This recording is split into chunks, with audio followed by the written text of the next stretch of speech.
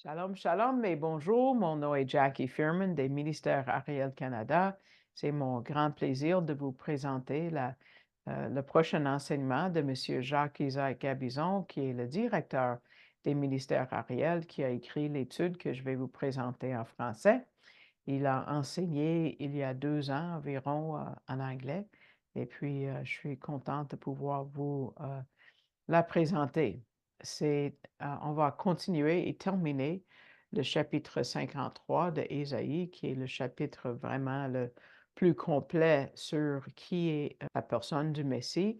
Et puis, on va voir comment ça a été accompli jusqu'au dernier détail.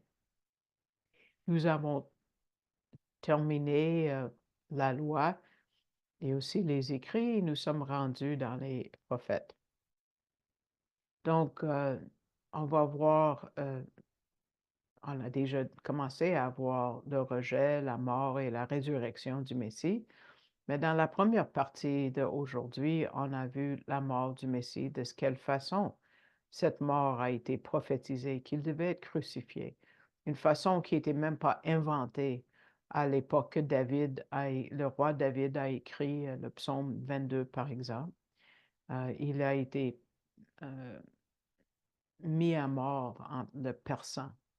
Et une fois de nouveau, on peut dire, et beaucoup de Juifs aujourd'hui disent que le Messie juif ne meurt pas. Mais 2 fois en Ésaïe 53, on voit qu'il est mort, effectivement, il va mourir. En verset 8, il est coupé de la terre des vivants.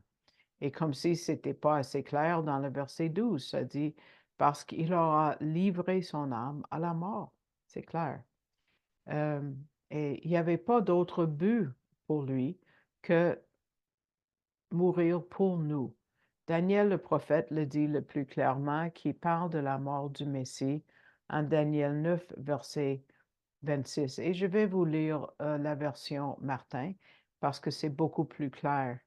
Je vous invite d'ailleurs de le marquer peut-être dans la marge de votre Bible si vous voulez tourner à Daniel 9, 26.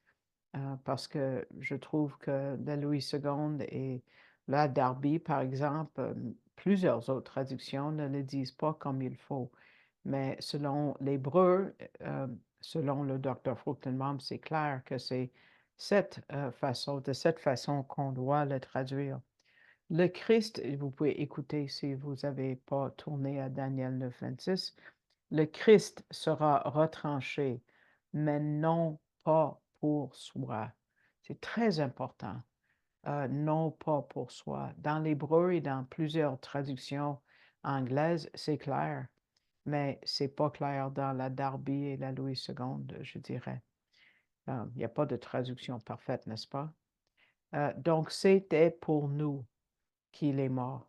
On voit l'amour, la grâce et la miséricorde en action. C'est pas peu de dire que le Messie est venu mourir pour nous. Le tiers des évangiles sont dédiés à sa passion, ses souffrances, sa mort et sa résurrection. Jésus dit pourquoi il vient mourir dans l'évangile de Jean, chapitre 12, verset 27. Ça dit, mais c'est pour cela que je suis venu à cette heure. C'était pour ça. Après ça, on lit qu'il meurt. Et ensuite, maintenant, Ésaïe parle de l'ensevelissement du Messie.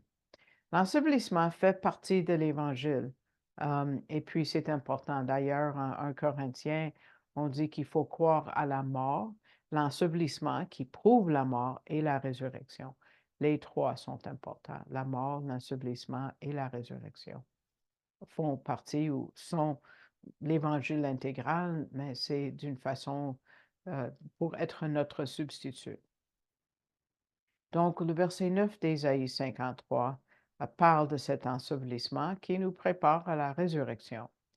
Verset 9, et on lui donna son sépulcre avec les méchants, mais il a été avec le riche dans sa mort. Quand Jésus a dit tout est accompli, il y avait beaucoup de phénomènes surnaturels qui se sont produits. Il y avait des tremblements de terre, il y avait une noirceur totale. Euh, le voile a été déchiré dans le temple et la crucifixion a été faite comme euh, le prophète nous dit dans le verset 9. Entre deux transgresseurs, il a été crucifié. Et aussi c'était dans la tombe de Joseph d'Arimathée, un homme riche, où il a été enseveli. Nous lisons dans l'Évangile de Matthieu, chapitre 27, verset 57, Matthieu 27, 57, et on va lire quelques autres versets, verset 59 aussi. Et le soir étant venu, il arriva un homme riche d'Arimathée, dont le nom était Joseph, qui était aussi lui-même était disciple de Jésus. Et verset 59, ça dit, et Joseph, ayant pris le corps, l'enveloppa d'un linceul net. Et on lit en Jean 19, verset 39, qu'il y avait un autre homme riche, Nicodème, qui était impliqué. Jean 19, 39 dit, et Nicodème aussi, celui qui au commencement était allé de nuit à Jésus, vint, apportant une mixion de myrrhe et d'aloès d'environ 100 livres. Wow! C'est beaucoup d'argent qui est représenté ici, là. Dans les 100 livres de myrrhe, ça coûtait très cher. Et cette herbe était utilisée pour euh, quand on enterrait quelqu'un. Ben, ce n'était pas dans la terre. Enterrer, c'est notre façon aujourd'hui. On le mettait dans un genre de caverne à l'époque.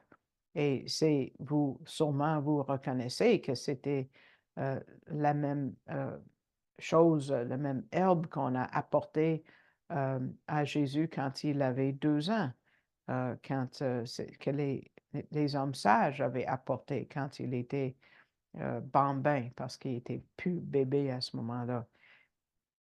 Pourquoi? Parce que Jésus est venu mourir. C'est clair. Donc, les actes de Joseph d'Arimathée et de Nicodème, coudonc, ils ont risqué leur vie pour faire ce qu'ils ont fait. Mais en tant que croyants, ils l'ont fait.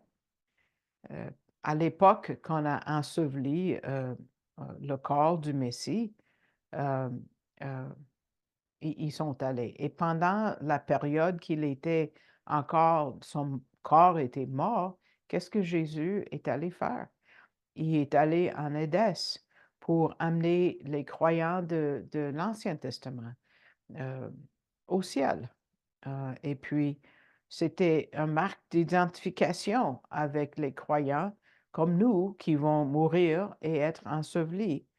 Euh, le corps était dans la terre, mais lui sera au ciel avec Yeshua. Et lui est allé pour nous en premier, pour que nous ayons rien à craindre.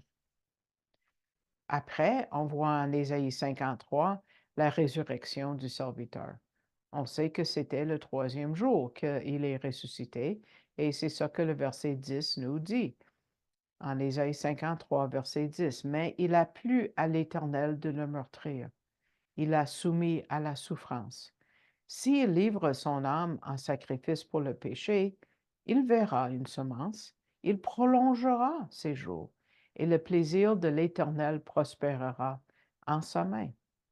Donc, le verset 10 nous résume ce qui a été dit auparavant, que ça a plu à l'Éternel de le meurtrir, parce que c'est le Père qui a donné son Fils en sacrifice pour nous.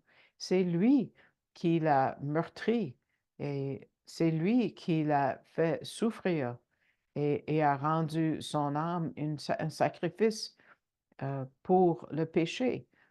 Personne ne pouvait embarquer dans cette scène-là. C'est juste Dieu qui l'a fait.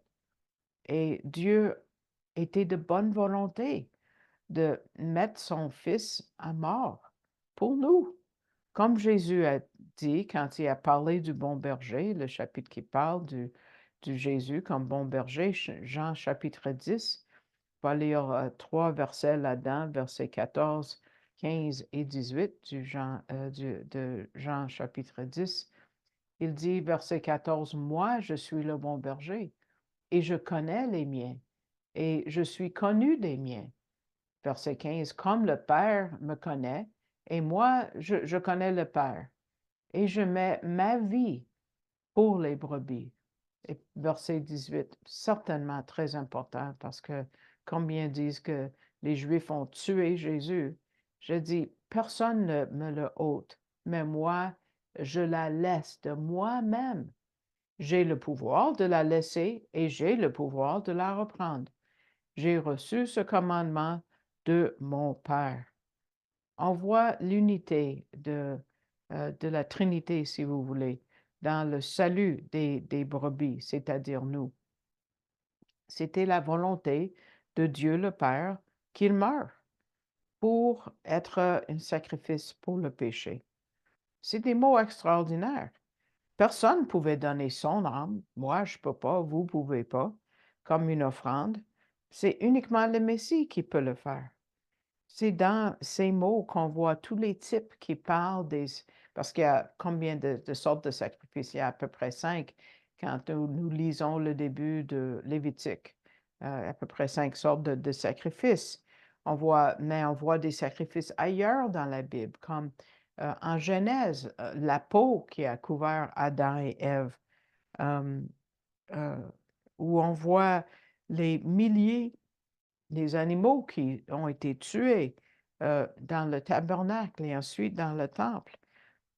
Ils trouvent tous leur accomplissement dans le verset 10 qui dit de Ésaïe 53, quand ça dit il a livré son âme en sacrifice pour le péché. C'est ça le type de sacrifice qui devait être offert avant qu'on offre quel sacrifice que ce soit. Et c'était à la porte du tabernacle.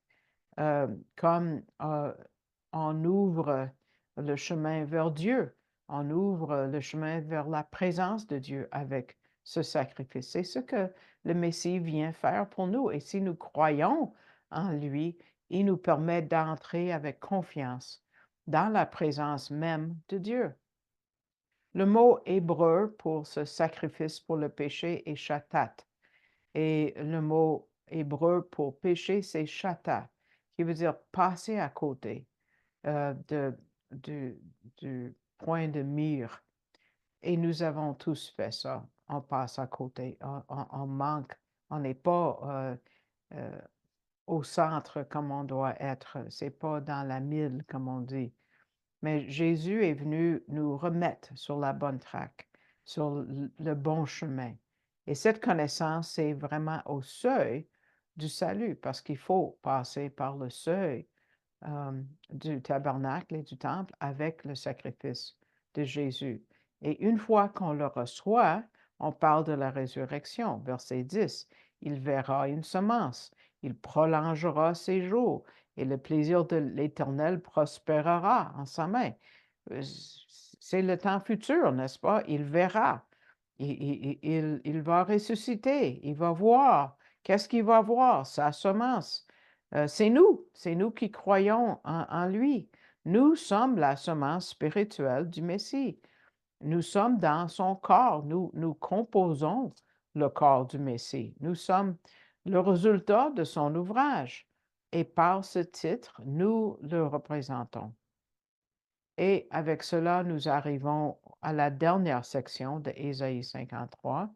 C'est l'accomplissement de son office de prêtre et aussi de roi. Regardons versets 11 et 12 et je vous invite à regarder clairement parce qu'une fois de nouveau, on a une différence entre la traduction peut-être que vous avez et ce que le Dr. Fruchtenbaum et aussi M. Gabizon disent en connaissant l'hébreu. Donc, verset 11, ça dit, il verra du fruit du travail de son âme et sera satisfait. Et c'est là où il y a la différence. Écoutez bien, marquez-le si vous voulez. Peut-être vous avez, par sa connaissance, mon serviteur juste enseignera la justice à plusieurs. Non, c'est pas ça. Et lui, il portera leurs iniquités. Ce que ça doit dire, et c'est l'Osterval, cette fois-ci, qui nous donne la meilleure traduction de cette partie du verset. 12, 11, pardon, qui dit, mon serviteur juste en justifiera plusieurs. Et verset 12, c'est pourquoi je lui assignerai une part avec les grands et il partagera le butin avec les forts, parce qu'il aura livré son âme à la mort et qu'il aura été compté parmi les transgresseurs et qu'il a porté le péché de plusieurs et qu'il a intercédé pour les transgresseurs. Donc, dans le verset 11, on voit comment on devient juste, ou Dieu nous rend juste dans la Bible. Ça dit, quand l'Osterval encore, mon serviteur juste en justifiera plusieurs. Et c'est le mot juste et justifié, c'est le même mot. Le verbe et l'adjectif viennent du mot tzaddik. Et quand je fais de porte à Montréal et je dis que le tzaddik de Dieu nous rend des tzaddiks, ils ont des gros yeux, ils ne peuvent pas croire qu'eux-mêmes peuvent être désignés comme un tzaddik, comme juste. C'est tout un titre dans le judaïsme, dans l'hébreu. Donc, c'est mon serviteur juste en justifiera plusieurs. C'est ça la façon que nous devons lire. Dans l'Ancien Testament, on peut dire des promesses d'être juste. Mais ici, on nous dit comment devenir juste. Job a posé la question quand il dit, et comment l'homme sera-t-il juste devant Dieu et comment serait pur pour celui qui est né de femme? Ça, c'est Job 25, verset 4, parce qu'il dit, comment est-ce qu'on peut devenir juste? Mais ici, nous avons la réponse. C'est en recevant le sacrifice de Jésus, le Messie, pour nos péchés, parce que le verset 11 termine avec le fait qu'il portera leurs iniquités. Donc, ça, c'est l'office de prêtre. Il est notre grand prêtre. Le Messie accomplit cet office. Et en 2024, où nous sommes présentement, Jésus est assis à la droite du Père de Dieu et il accomplit cet office encore. Et verset 12, c'est la conclusion. Ça commence avec les mots, je ne sais pas quelle traduction vous avez, mais dans la Darby, ça dit c'est pourquoi. Donc, quand vous voyez les mots c'est pourquoi, posez-vous la question pourquoi. C'est là, n'est-ce pas? Et la conclusion, c'est que le Messie va maintenant accomplir son office comme roi. Il n'est pas présentement couronné comme roi, il agit comme prêtre maintenant. Il va être roi, mais lui, il vit dans l'éternité. Donc, bon, c'est toute une question de comment voir tout ça. Mais dans le verset 12, on le voit qu'après une longue bataille, quand on va distribuer des couronnes, des récompenses, ça nous amène à ce moment-là. Par rapport à être le corps du Messie. Regardez comment nous sommes appelés. Avant, nous sommes appelés la semence. Hein? On a dit, il va voir sa semence ou il verra sa semence. Maintenant, on est appelés des grands. Regardez de nouveau. Verset 12, c'est pourquoi je lui assignerai une part avec les grands. Le mot hébreu, c'est rabim, et ça veut dire une multitude. Ça nous amène, M. Gabizon dit, au moment que le croyant va se trouver à la fin dans la présence du Messie, où le Messie va partager sa richesse, ses richesses avec nous, comme nous voyons en Romains 8, 17.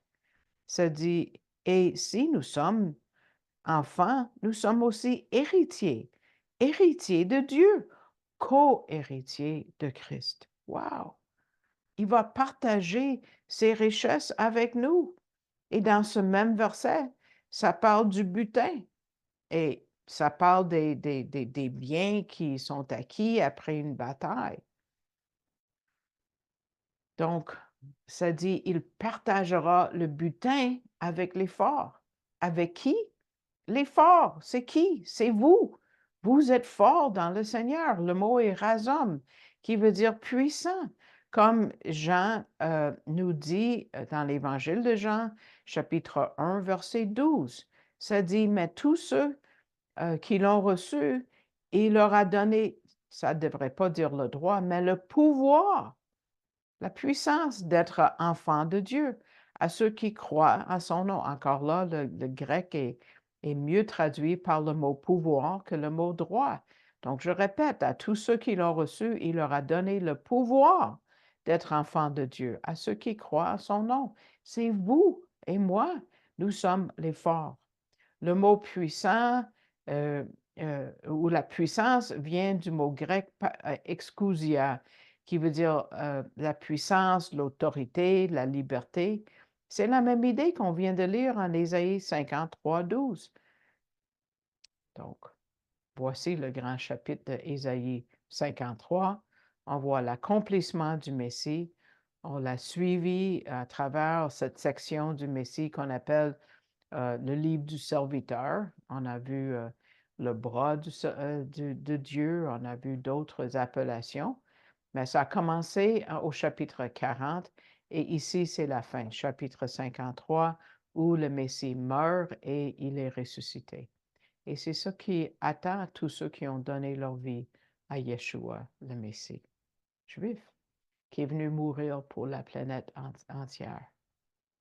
Donc, nous terminons la deuxième partie ici et je vous remercie de votre écoute et j'espère vraiment et je prie que ça soit une bénédiction pour vous, tous et chacun, et puis que vous allez écouter la première partie si vous ne l'avez pas encore entendue. S'il vous plaît, mettez le pouce vers le haut si vous écoutez sur YouTube et de prier pour le ministère, je l'apprécie. Parce qu'on a besoin de prière. Ça a été toute une bataille spirituelle où où je vais bientôt terminer le ministère où je suis présentement au Canada. Et puis, on a besoin de prière pour nos efforts d'évangélisation à Montréal et ailleurs. Merci à ceux qui me soutiennent financièrement soit pour un don unique ou régulièrement. J'ai besoin de partenaires réguliers. Je l'apprécierais si vous mettriez ça devant le Seigneur, s'il vous appelle à être partenaire avec moi. Et si vous désirez le faire et vous ne savez pas comment faire, parce que c'est le seul revenu, la seule revenu que je reçois, c'est par vous et des églises comme la vôtre. Vous pouvez aller au site web arielcanada.ca et vous allez voir le drapeau français et vous allez cliquer dessus et puis vous cliquez sur le mot donner et ça vous amène à la page que vous voyez en bas et puis où ça dit faites un don à cet organisme. Vous pouvez tirer le menu vers le bas et trouver mon nom. C'est listé cinquième. Et puis, vous pouvez désigner un don électronique pour mon soutien. Donc, je vous dis merci de nouveau. J'espère que vous avez aimé cet enseignement de M. Gabizon. Ça a été un plaisir et un honneur pour moi de vous la présenter. Donc, aux prochaines fois, shalom, shalom.